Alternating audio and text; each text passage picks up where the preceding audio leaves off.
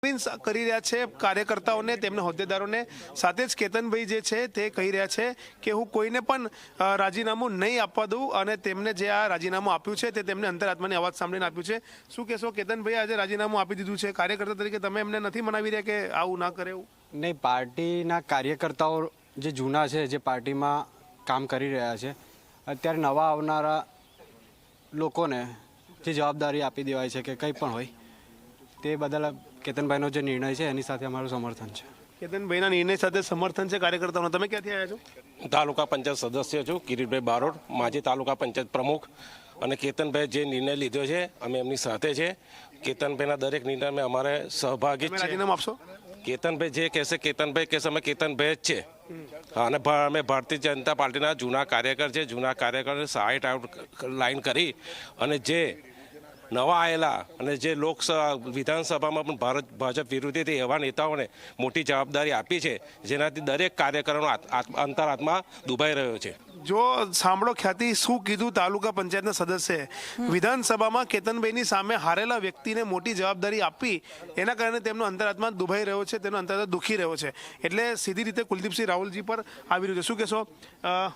ભાજપમાં લીધા અને હવે ડભોઈ વિધાનસભા બેઠકના પ્રભારી બનાયા, એની નારાજગી? કોઈ નારાજગી નહીં અમારે, કોઈ નારાજગી. તો પછી શું કેતનભાઈને મનાવશો નહીં તમે? એ તો મનાઈશું અમે બરાબર. અમે રાજીનામું બધા આપવા તૈયાર છીએ. અમે બધા અમે સંગઠન વાળા જિલ્લા પંચાયત તાલુકામાં બધા સભ્ય અમે આપી દેવાના રાજીનામું.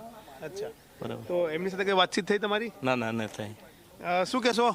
તમારા તો એકદમ અંગત છે આવી રીતે રાજીનામું આપી દેવાનું અને સૌને કાર્યકર્તાઓને આશ્ચર્યમાં નાખવા. ભાઈને તો હવે ઘણા વખતથી ભાઈ અંદર મૂંઝાતા હતા. સરકારમાં જે પ્રકારે ચાલી રહ્યું હતું એના માટે કદાચ ભાઈને નારાજગી હશે. હવે એ નારાજગી એમના બહાર લઈ આવ્યા છે અને અમે લોકો એમના સમર્થનમાં જ છે. હું તાલુકા પંચાયતનો ઉપપ્રમુખ છું. હું એમના સમર્થનમાં રાજીનામું આપી જ રહ્યો છું. અને હવે ઘણા ના પાડી રહ્યા છે કે અમે કોઈને રાજીનામું નહીં આપવા. એમની મહાનતા છે ના કે, પણ અમે એમના સમર્થનમાં, અમે તો કેતનભાઈ થકી જ છે.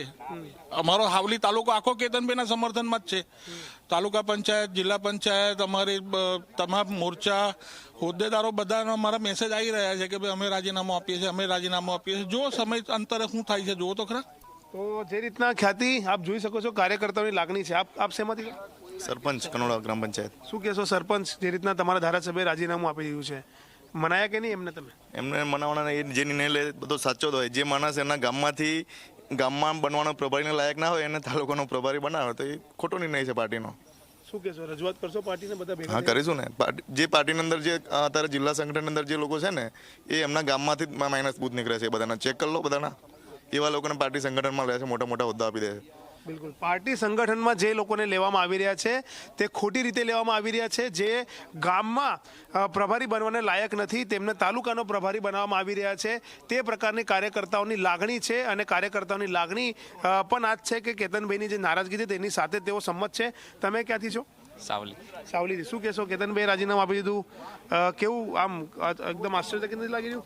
કેતનભાઈ મોટાભાઈએ જે નિર્ણય લીધો છે એ એમના સમર્થકો અને કાર્યકર્તાઓ માટે જ નિર્ણય છે. કારણ કે નાનામાં નાના કાર્યકરોનું મોરલ તૂટે છે આમાં. અને હંમેશા કેતનભાઈ લોકપ્રિય છે, ડાયરેક્ટ જનતાના કનેક્ટેડ છે.